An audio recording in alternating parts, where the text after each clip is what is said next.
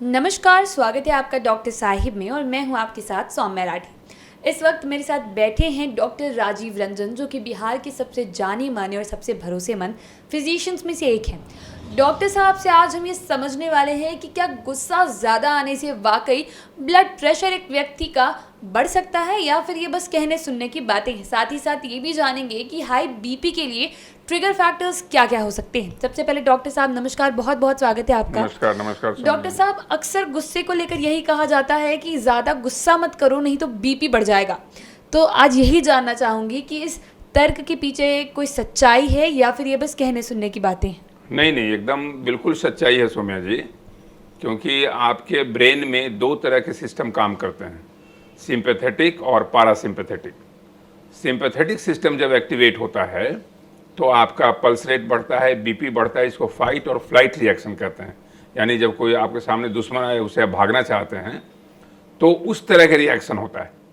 तो वो रिएक्शन जब होगा, जब आप गुस्से में आएंगे, जब आप उत्तेजित होंगे, जब आप बिल्कुल आपे से बाहर हो जाते हैं, तो वो रिस्पॉन्स काम आता है। सिंपैथेटिक सिस्टम एक्टिवेट होता है और उसकी वजह से एड्रेनलिन और नॉर एड्रेनलिन का सेक्रेशन शरीर में होता है और ब्लड प्रेशर बढ़ता है।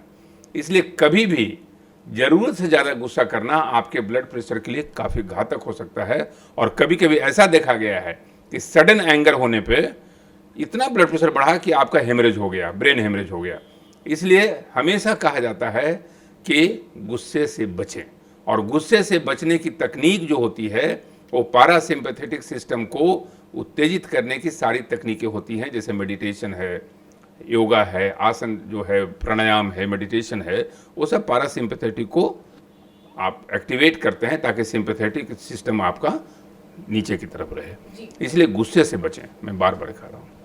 डॉक्टर साहब, गुस्सा तो एक बहुत बड़ा ट्रिगर फैक्टर हो गया हाई ब्लड प्रेशर के लिए, ये हमने समझ लिया। लेकिन गुस्से के अलावा ऐसी कौन कौन सी चीज़ें हैं जो ब्लड प्रेशर के लिए ट्रिगर की तरह काम करती है, जिन चीज़ों की वजह से, जिन हरकतों की वजह से एक व्यक्ति का ब्लड प्रेशर बढ़ सकता है? हरकतों की बात की तो बुरी हरकतें जो मैं आपको बता रहा हूँ जो ब्लड प्रेशर के लिए घातक है, तो पहली तो हरकत है कि शरीर का मोटापा। शरीर आपका मोटा हुआ, आपने बीमारियों को आमंत्रण दिया। उसमें एक बीमारी जो सबसे महत्वपूर्ण बीमारी है वो है ब्लड प्रेशर। और जब ब्लड प्रेशर आएगा तो साथ साथ अपने भाइयों को भी लाता है, जैसे डायबिटीज भी हो जाता है, हार्ट की बीमारी हो जाती है। तो इसलिए मोटापे से बचें। जहाँ भी मोटापा आपका होगा, और मोटापे से बचने के लिए अगर आपका सेडेंट्री लाइफ स्टाइल है, ये भी एक आदत खराब है, ये भी एक ट्रिगर फैक्टर है कि दिन भर आप बैठे रहते हैं, ऑफिस में बैठे, घर में गए वहाँ बैठे, सवेरे 9 बजे सो के उठ रहे हैं, कोई एक्टिविटी नहीं है, दिन भर खाली बैठना है, कुर्सी पर बैठना है, पलंग पर बैठना है, कहीं बैठना है। बैठने की बजाय अपने को चलायमान रखिए। चलायमान रखना सबसे बड़ी शर्त है ब्लड प्रेशर को दूर हटाने के लिए। जितना चलिएगा, अब तो आजकल ये आया है नए शोध के मुताबिक कि आप 3 घंटा अगर प्रोलॉन्ग सिटिंग दे दिए, एक साथ बैठ गए, तो आपको करीब करीब आधा पैकेट सिगरेट पीने के बराबर है। तो इसलिए हर 2 घंटे के बाद, या यूं कह लें हर 1 घंटे के बाद 5 मिनट थोड़ा आप टहलिए, मूवमेंट कीजिए। तो मेरा ये मूल मंत्र है, मूव मूव एंड मूव।